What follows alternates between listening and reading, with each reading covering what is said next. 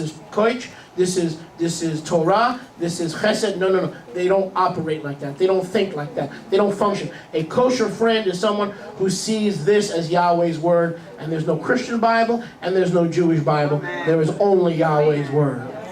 Baruch Hashem Yahweh. I don't believe in the Christian Bible, do you? No. I also don't believe in the Jewish Bible. No.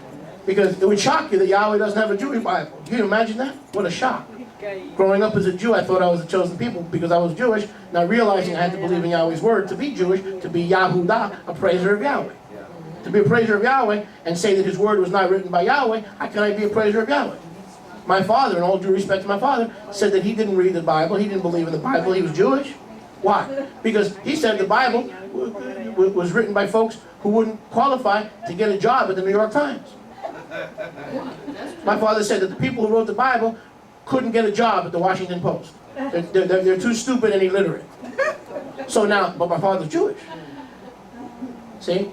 But he don't believe in Yahweh's word. That means he's not the kind of Jew, because Romans 2:29 says, he is a Jew who is one inwardly, whose circumcision of the heart, whose praise is not of man, but of Yah. Amen.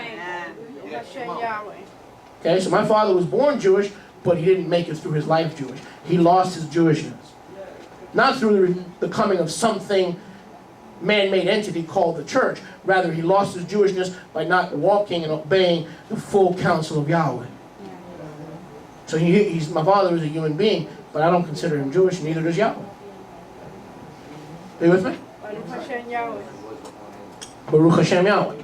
So a kosher friend is a Torah friend who has faith in Yeshua and the entire counsel of Yahweh. Go with me to Yeshayahu 8:20. I've got to finish this today. A lot to cover. Is anyone enjoying? Yes. Yeshayahu 8:20. Yeshayahu 8:20. Here is the kind of kosher friend that Yahweh is looking to give you, and so that you and her and you and him can ordain fruit, can produce fruit. If they're not teaching friends, chosen friends, servant friends, and Torah friends, you know how much fruit you're going to produce? Zero, mi compadre. Zero. Yeshayahu 8:20. To the Torah and to the witness. To the Torah and to the witness. If they, who's they? The friends in your life, do not speak according to what? The witness and the word. The Torah and the witness. If they, your friends, do not speak according to both Torah and witnessing of the resurrection of our Moshiach, it is because they have no light in them. They have no daybreak. Hello? You need Torah friends.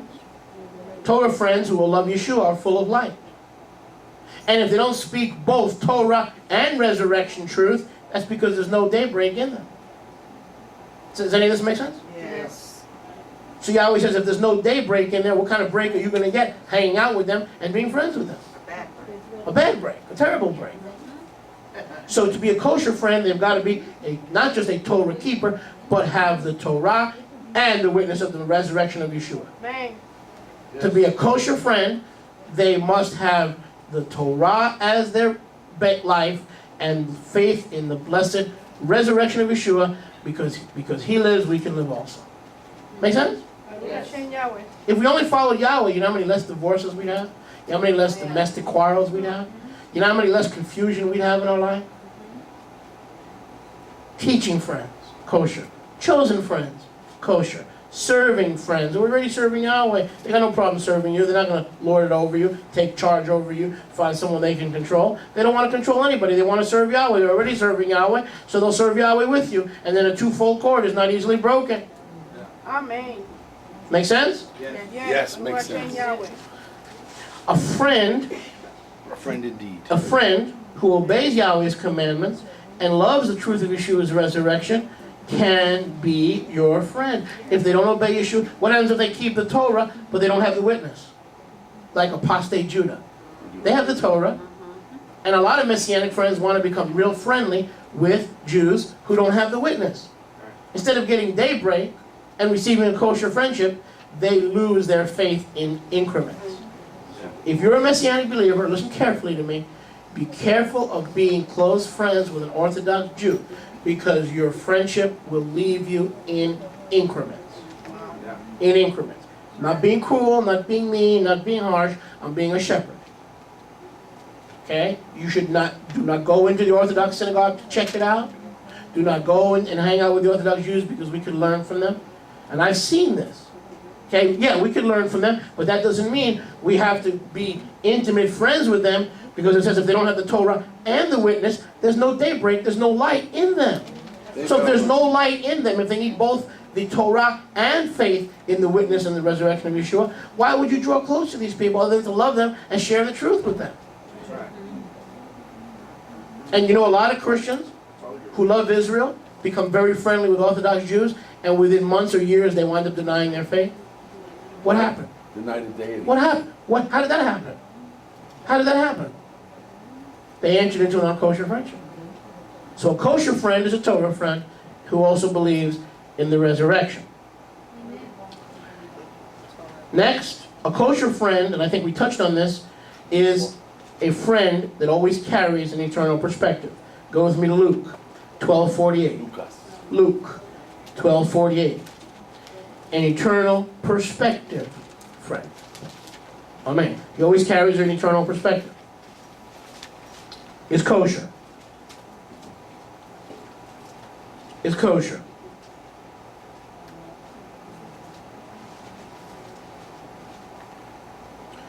Luke 12:45.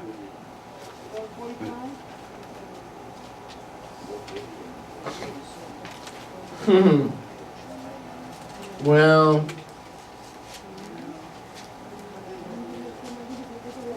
okay, we can use this, but it's not what I was looking for. If that servant, look, if that friend, servant, says in his heart, my master delays his coming, begins to beat his male servants and female servants, eat, drink, and be drunk, meaning he's losing his what?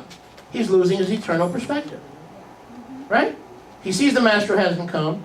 He begins to what? Drink, live like the world, conduct himself like the world, behave like the world. So they've lost their eternal perspective. So all the friends who are anxious, who go from minute to minute not having faith in Yahweh, those friends are unkosher because they've lost their eternal perspective. Okay? What is a kosher friend? Someone who always walks and carries himself or herself with an eternal perspective. He looks at every issue in life from an eternal perspective. Every issue. Can't pay the bills? Okay, what's the eternal perspective here? Someone passed away? Okay, what's the eternal perspective here? Someone spoke harshly to me, a longtime friend. What's the eternal perspective? I may or may not get them back, but all things work together for good to those who love Yahweh, Romans 8:28, and are called according to his purpose. So I lost a good friend, but what is the eternal? So the kosher friend is someone who carries around an eternal perspective so they're not overcome by the moment. Someone who is a kosher friend is not overcome by the moment. He's not overcome by the minute. He's not overcome by the circumstance. He's not overcome by the events that challenge us daily in our lives. Yes. Overcome by the blood of the Lamb. If you've got a friend every day, oh, I'm losing it. Oh, I'm losing my mind. I'm losing my oh. And every day they're losing something else. All right? Well, I got news for you. If they lost their mind on Monday, they're not going to be losing it on Wednesday.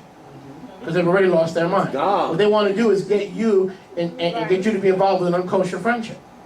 Remember, if that person cannot teach you the things Yeshua has been teaching you, they're not kosher. But people say, well, what about the people that are without? What about the people that don't know the truth? There's a difference between evangelism and friendship. And you've got to learn how to evangelize the unlovely and the lost, but not have intimate bed fellowship with them. And that's maturing in Yeshua. That's learning how to mature in Yeshua. Some of you have best friends in this congregation that are the biggest problems. Okay, I'm not looking at anybody, so just chill out. Amen. All right? Those are your friends. And when the mature believers call you, you don't return their calls. When the mature believers, because those are teaching friends, they're kosher friends. It's easier to hang out with someone who looks to you for leadership rather than someone who's already a servant friend of Yahweh. That's right. The only friend you and I need in our life is a servant friend. They're already serving Yahweh. That means when I ask them, they can also serve me because they're doing it not to gain my favor, but because the love of Yeshua constrains them. You didn't put them out, they're already served. Baruch Hashem. Now, you don't need to check them out, straighten them out, fix them out. They're already serving Yahweh. Amen. Amen. Those are the friends you need. Friends that are already serving Yahweh. Go with me, please, to 2 Corinthians. 2 Corinthians 4. 2 Corinthians. Is anyone join? Yes. 2 Corinthians, eternal perspective friends are kosher friends. You get shortchanged, you get overcome by the minute, you get overcome by anxiety. They come in and say, fear not, fear not. Life is more than raiment, life is more than clothing, life is more than food. Even Solomon in all his glory was not arrayed as like one of these lilies of the field. Are you worth more than the lilies? You're worth more than the birds. But you don't understand, I'm losing the house. I can't pay the mortgage, I'm losing the house.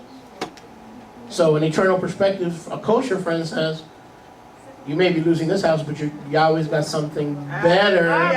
He's going to replace this momentary grief. right. He's going to replace this momentary loss. Amen. Okay? So there's an eternal perspective on each and every situation in your life. Thank you, Father. Okay? Those are eternal perspective friends. You and I need as many of those as we can get.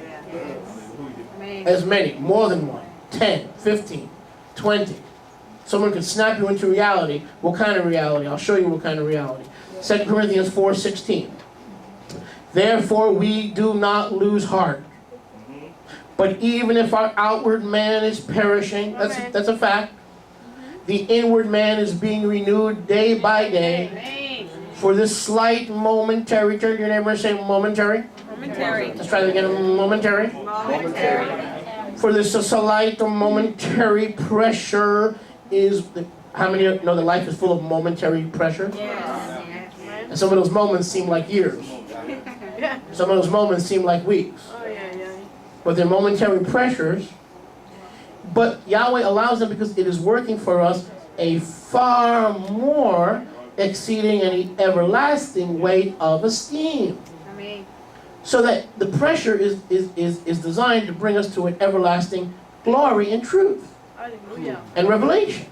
So we are not looking for what is seen, but what is not seen. So an eternal perspective friend is looking for what is not seen, not what is seen. Why? For what is seen passes away. See that kitchen? Can you see that? Can you see that new stove? Can you see that new range? Can you see the new car? Adios, mi caro, mi automobile, bye-bye. Jugo, jugo, jugo, jugo. Everything you can see and smell and touch is going away. And that includes your own body. That's Support. right. That includes your own body. The things that you cannot see, those are reserved for Yeshua, by Yeshua for you, reserved eternally forever in the heavens that fades not away. And the problem in our life is because we surround ourselves with unkosher friends who all they can do is walk as far as their front nose, okay, and they measure life by the length of their nose. And if you're from the house of Judah, be quiet.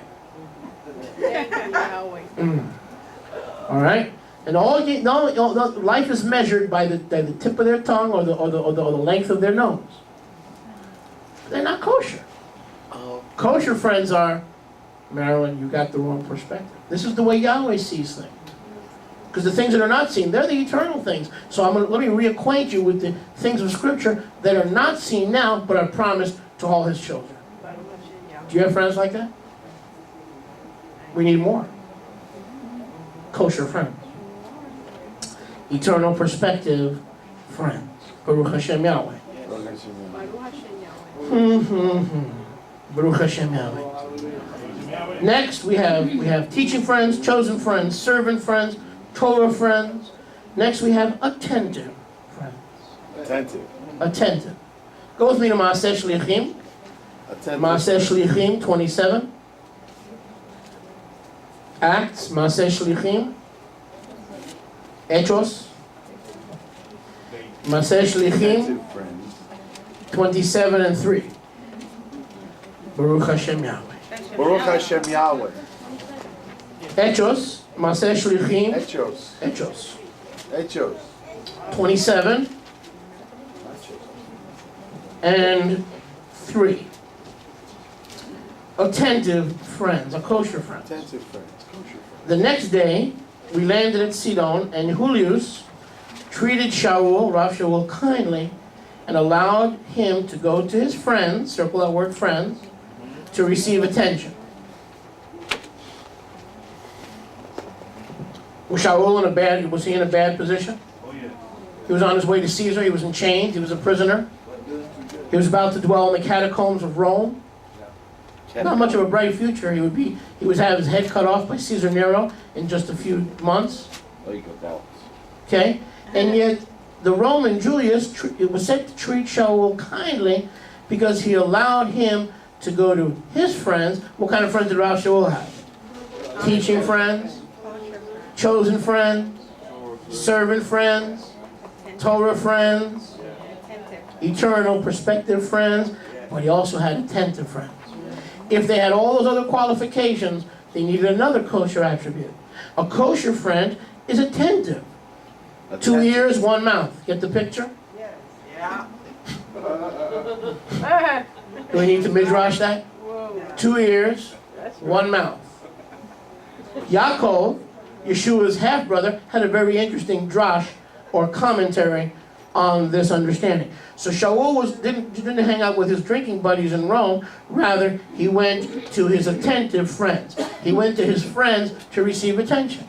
Did he need attention? You bet he did. He was surrounded by Romans. He was surrounded by unbelievers. He was surrounded by those who broke the Torah. He was captive to Rome, pagans. And so he needed friends. And you could believe that the ones who were attentive to Rav Shaul were also teaching friends, servant friends, chosen friends, Torah friends, and eternal. They were saying, Paul, in a few days you're going to be with Yeshua. Everything you work for, that voice you've heard for 50 years, you're going to see that voice. You're going to meet the one that's been talking to you. So he had eternal perspective friends. He's a few months from having his head cut off by Caesar Nero. And he's going to these friends that have an eternal perspective. They're not going to tell you, what a bummer. Oh man, what a bummer. No. They're eternal perspective friends, and they're attentive friends. Now, in other words, you could be attentive to a kosher friend, but if you're attentive to an unkosher friend, you're opening yourself to a Pandora's box of unclean spirits and trouble. And some of us, let's be honest, we are attentive friends to the wrong people. Look out. Watch it now. And it's a ski-mobile ride down the slope without brakes. Chemo.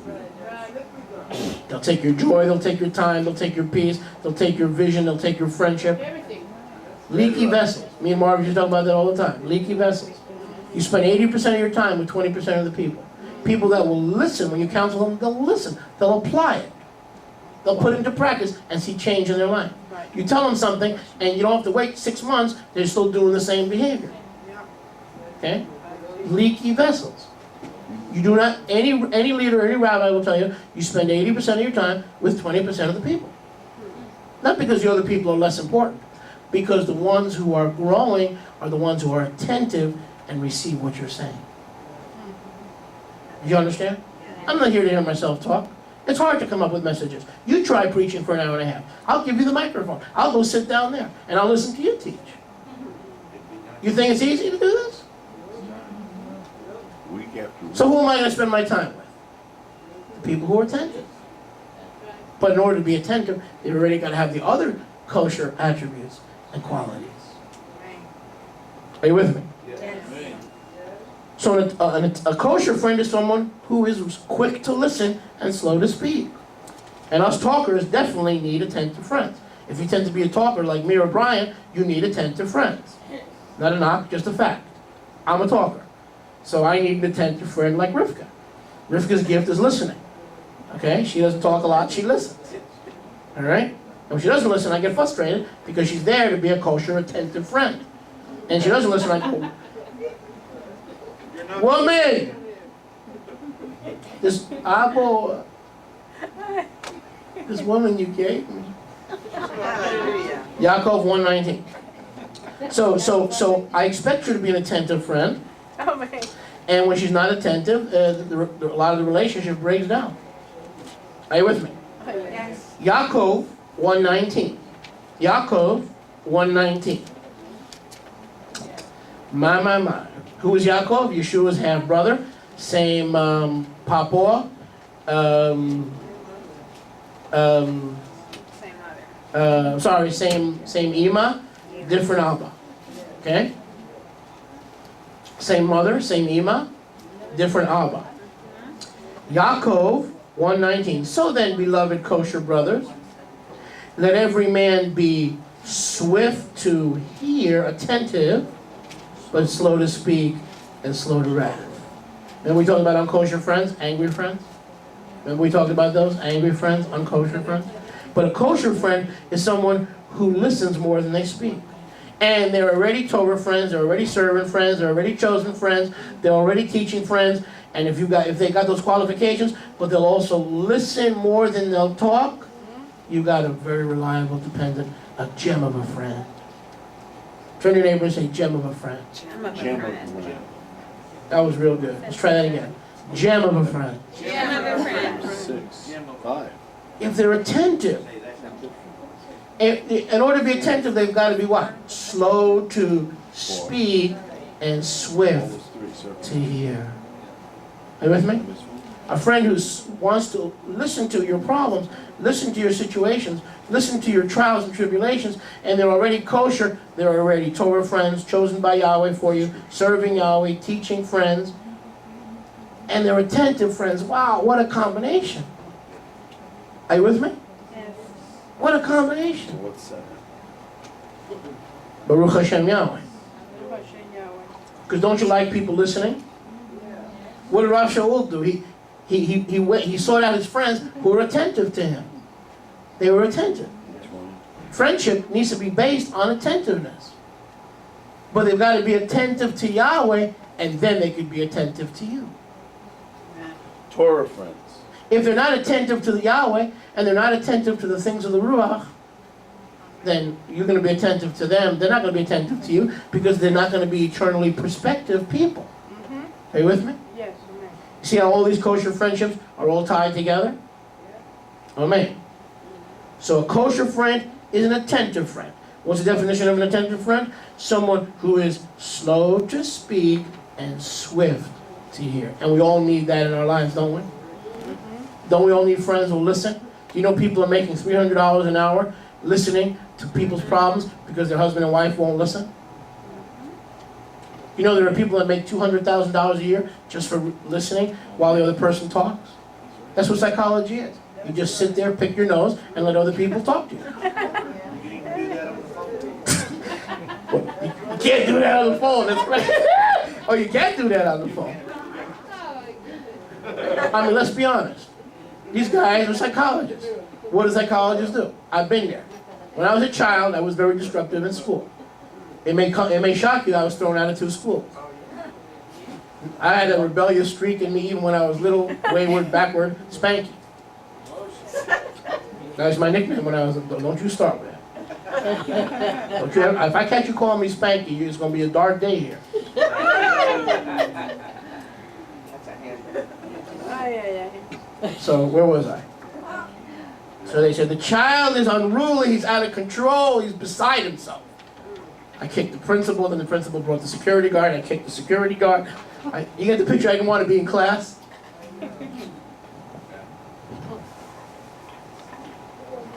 My seat was the black bench in front of the principal's office. That was my permanent seat. Okay, so what do they do with me? They send me to a psychologist. There was this thin Jewish guy who smoked a pipe. Cashed my father's checks, $100 an hour. In those days, that was a lot of money. $100, that's still a lot of money. So my parents used to say, is it helping? You know, is your friend, you know, it's taboo for a Jew to go to a psychologist. Jews don't go to psychologists. They don't They do that. become psychologists. They become psychologists. That's right. They become psychologists. It's taboo for a Jew to go to a psychologist. So, did your friend help you today? They're a psychologist. I don't know. What did you do with the psychologist? I played knock hockey. Knock hockey? Yeah, you know, he was on the floor, I was on the floor. We had sticks and we were playing the wooden puck. And I said, I beat him every week. I'm having a lot of fun. Next week I went back for psychological counseling. I said, what happened with your friend this week? I said, he beat me. It was too late. Then I went back next week. What happened? It was a tie. So they said, wait a second, I'm paying for this crap? This child's not getting any counseling. What's going on there? What's going on? He's learning how to play knock hockey.